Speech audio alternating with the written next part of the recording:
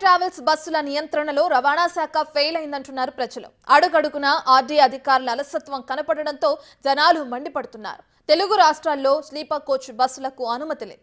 అయినా 2 రాష్ట్రాల్లోని ప్రధాన పట్టణాలే కేంద్రాలుగా ప్రైవేట్ ట్రావెల్స్ దందా సాగుతుంది.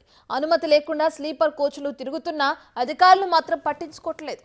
దీంతో ప్రైవేట్ ట్రావెల్స్ బస్సులు గూడ్స్ క్యారియర్లుగా మారుతున్నాయి.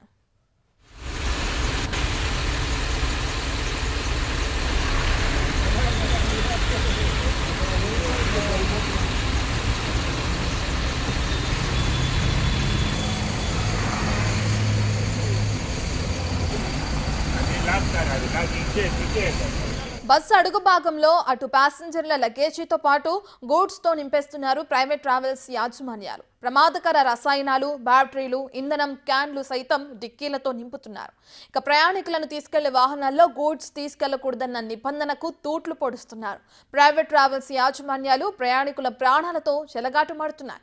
నో ఎంట్రీ టైంలోనూ భారీ వాహనాలు నగరం మొత్తం తిరుగుతున్నా ట్రాఫిక్ సిబ్బంది మాత్రం పట్టించుకోవట్లేదు.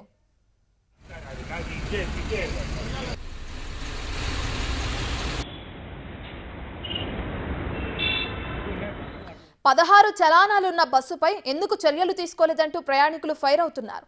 ద్విచక్ర వాహనాలపై 2 చలానాలు ఉన్న ముక్కుపిండి వసూలు చేస్తుంది ట్రాఫిక్ సిబ్బంది.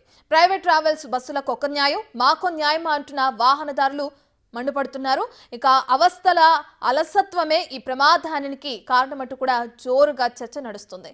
ఇప్పటికైనా అటు ప్రైవేట్ ట్రావెల్స్ యాజమాన్యాలను కట్టడి చేయాలని డిమాండ్ చేస్తున్నారు స్థానికులు.